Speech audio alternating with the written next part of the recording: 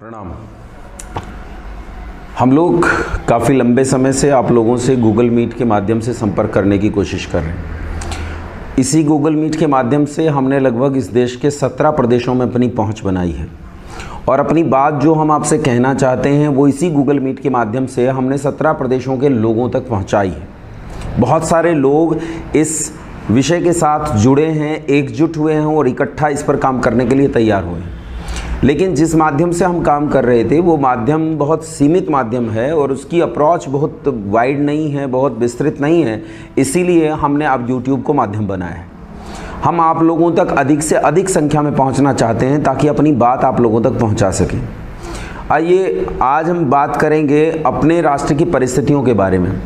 वास्तव में हमें बात करनी है समाधान पर, लेकिन समाधान से पहले हमें समस्या को देख लेना बहुत ज़रूरी होता है। एक अच्छा छात्र वही होता है जो हल समझने से पहले, किसी सवाल का सॉल्यूशन समझने से पहले सवाल को ठीक से समझे, प्रश्न को ठीक से समझे। इसलिए ज़रूरी है कि हम प्रश्न को ठीक से समझें कि हमारे सामने प्रश्न क्या है, इस देश की जो वर्तमान परिस्थिति है वो वर्तमान परिस्थिति क्या है। मेरी कई वीडियोस के माध्यम से मैंने इस देश की वर्तमान परिस्थितियों को बताने का प्रयास किया है। आज इस देश में कई विद्वान हैं जो बहुत अच्छे से काम कर रहे हैं और देश की वर्तमान परिस्थितियों को लोगों के सामने रखने की कोशिश कर रहे हैं। मैं भी कमोवेश वैसी कोशिश आपके सामने करूंगा और बताऊंगा कि इस देश की स्थिति क्या है। यदि आप इस देश की आज की परिस्थिति देखें तो इस देश का डेमोग्राफिक स्ट्रक्चर जो है, जो इस देश की डेमोग्राफिक पोजीशन है वो बहुत अजीब किस्म की है। इस देश में धर्मांतरण जोरों पर जारी है। हिंदुओं का धर्मांतरण किया जाता है, छोटे स्तर पर नहीं, बहुत वृहद स्तर पर किया जाता है। हजार हजार लोग, बल्कि ये कहिए अगर पूरे देश में देखें तो लाखों लोग सालों में अपना धर्मांतरण कर रहे हैं। ये थोड़ा नहीं है, ये इतनी बड़ी मात्रा में है कि वो धर्मांतरण, जिस धर्मांतरण को कतई ठीक नहीं माना जा सकता, किसी सूरत में सही नहीं कहा जा सकता, ऐसा धर्मांतरण इस देश की राजधानी के बीचों बीच चलता है। वो दिल्ली के छिटपुट न जाने कितने क्षेत्रों में चलता है। इस देश के तीर्थ कहे जाने वाले नगरों में धर्मांतरण इस देश में बहुत बड़ी मात्रा में चल रहा है और जिसके आधार पर ऐसे लोग जो इस देश की विरोधी मानसिकता रखते हैं, आज इस देश में 24% की जनसंख्या में हो गए हैं। आज उनकी संख्या 35 करोड़ की हो गई है। ये 35 करोड़ इस देश के लिए इतना बड़ा खतरा है जिसकी आप कल्पना नहीं कर सकते। आज यूक्रेन जिस परिस्थिति से जूझ रहा है वो परिस्थिति इन 35 करोड़ के कारण भारत की होने वाली है। 1947 में जब ये देश आज़ाद हुआ तो इस देश में ऐसे लोगों की टोटल जनसंख्या 7 करोड़ थी। सरदार वल्लभ भाई पटेल के एक भाषण के बिहाफ पर मैं कह रहा हूं कि 7 करोड़ की इनकी जनसंख्या थी, जिसमें से लगभग 3.5-4 करोड़ लोग पाकिस्तान चले गए और बाकी इस देश में बचे लगभग 3-4 करोड़ लोग। ये जो 3-3.5-4 करोड़ लोग इस देश में बचे वो आज बढ़कर 35 करोड़ हो गए हैं। यह आंकड़ा आपको कुछ न कुछ सूचना जरूर देता होगा और अगर यह आंकड़ा आपको कोई सूचना नहीं देता है तो आपने कोई नशा किया है। पाकिस्तान में उस समय जब देश बंटवारा हुआ, देश बंटा और अलग अलग हो गया, एक बना भारतवर्ष और एक बना पाकिस्तान, तो पाकिस्तान में उस समय हिंदुओं की जनसंख्या 17% थी। आज वो 17% जनसंख्या घटकर इस पाकिस्तान में 1 से 1.5% रह गई है। क्या यह आंकड़ा आपको सूचना नहीं देता? ये दो अलग अलग आंकड़े। भारत में उन लोगों की संख्या 3.5 करोड़ से बढ़कर आज 35 करोड़ पहुंच गई है और पाकिस्तान में रहने वाले हिंदुओं की संख्या 17% से घटकर 1% पर आ गई है। क्या यह आंकड़ा आपको कोई सूचना नहीं देता? अगर यह आंकड़ा आपको कोई सूचना नहीं देता है, या तो आपने कोई नशा किया है, या तो आपको ठीक से विचार नहीं आते हैं, या तो आपको चीज़ें साफ साफ दिखाई नहीं देती हैं। लेकिन एक समझदार आदमी को ये चीज़ें साफ साफ दिखाई देती हैं और मुझे लगता है जिन लोगों से मैं बात कर रहा हूँ, आज जिन लोगों के साथ मैं काम कर रहा हूँ, उन्हें ये चीज़ें साफ दिखाई देती हैं कितनी भयंकर परिस्थिति इस देश में घट रही है। और इस परिस्थिति के कारण इसी देश में खड़ा होकर एक आदमी, इस लोकतांत्रिक देश में खड़ा होकर एक आदमी चुनौती देता है, कहता है 15 मिनट के लिए पुलिस हटा लो, फिर हम बताते हैं कि हम 100 करोड़ की क्या हालत करेंगे। और कमाल की बात यह है, इस देश का लोकतंत्र, इस देश की जुडिशरी उस आदमी को इस बात के कहने पर खुला छोड़ देती है, बाइज्जत बरी करती है। ये इस देश की वर्तमान परिस्थिति है।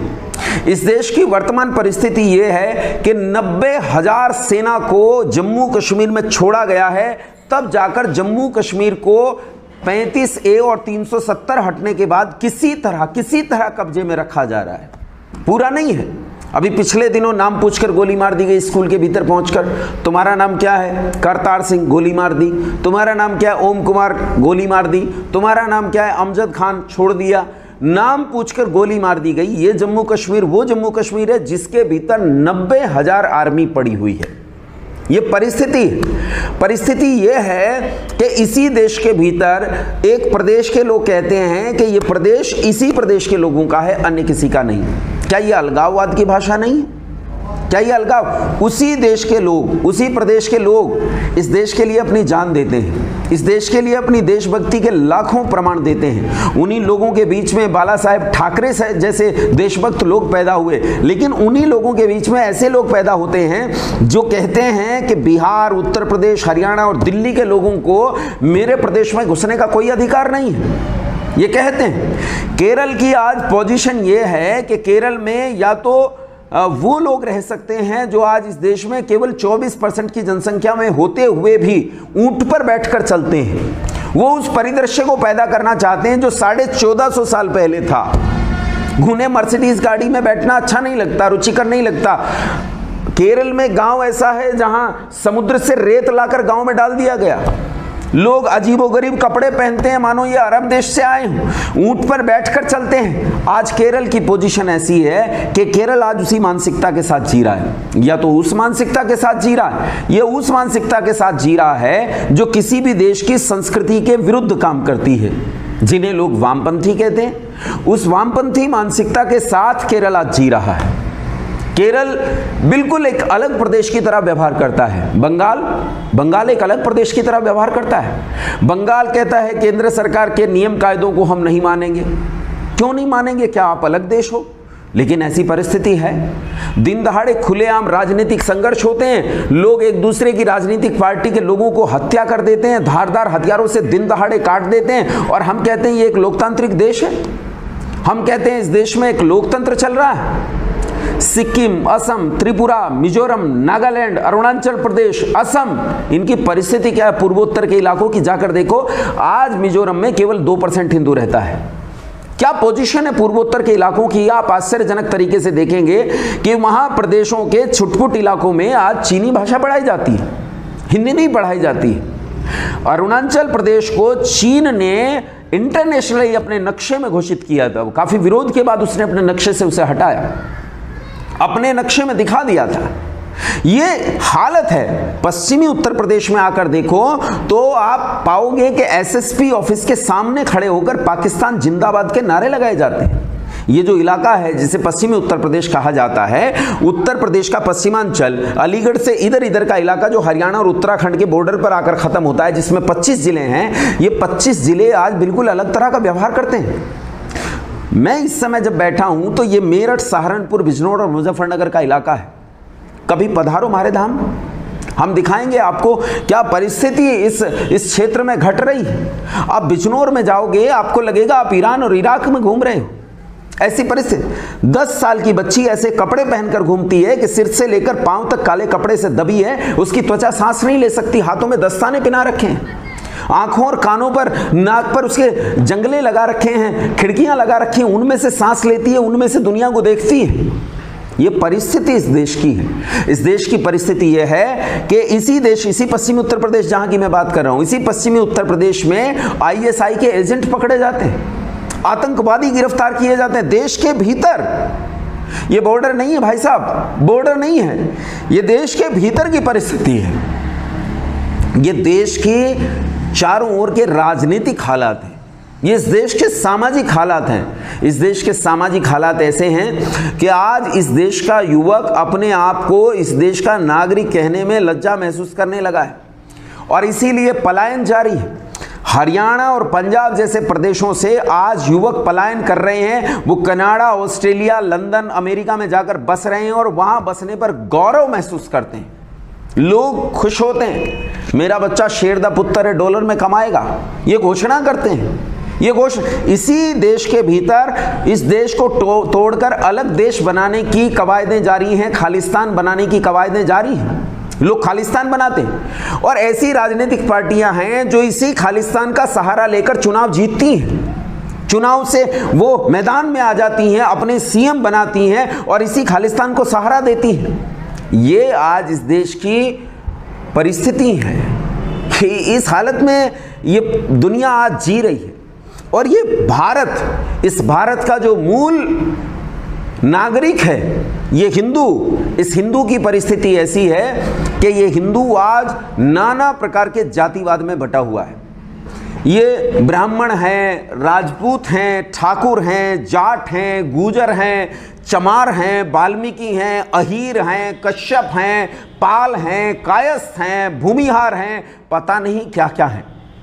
इतना बुरा विभाजन है कि ये एक दूसरे को अपने पास आने नहीं देते। हालांकि ये विभाजन दूसरे लोगों में भी है और इससे कहीं ज़्यादा है, इससे कहीं ज़्यादा है। वो लोग कहते हैं मैं तो मुगल हूँ, शेख हूँ, सैयद हूँ, पठान हूँ, मैं तो फैक्ट्री मेड हूँ। ये सब तो जुगाड़ हैं जो कन्वर्टेड किए गए हैं, लेकिन मुझे उनसे क्या लेना देना। मुझे बात करनी है अपने भारतीय समाज की और अपने भारतवर्ष के परिवेश की। मैं अपने भारतीय परिवेश की बात करूँ तो यह गंदगी शनै शनै उन लोगों से हम लोगों में भी घर कर गई है जिसे लोग जातिवाद कहते हैं। समान प्रसवात्मिका इति जाति, जिनका प्रसव एक तरह से होता है, उनकी एक जाति होती है। सारे भारतीयों का प्रसव एक तरह से होता है। मैं तो कहता हूं सारी मनुष्य जाति का प्रसव एक तरह से होता है, इसलिए हम सबकी एक जाति है। लेकिन कमाल की बात यह है, हम अपने ही भाई को अपनी चारपाई पर बैठने नहीं देते, अपनी रसोई में खाने नहीं देते हैं। ये स्थिति हमने बना रखी। मेरे यहाँ तो यह हालात नहीं है, इस देश के बहुत सारे इलाकों में यह हालात नहीं है, लेकिन ऐसी जगह हैं जहाँ यह हालात हैं। यह हालात हैं, घोड़ी पर चढ़ने नहीं देते।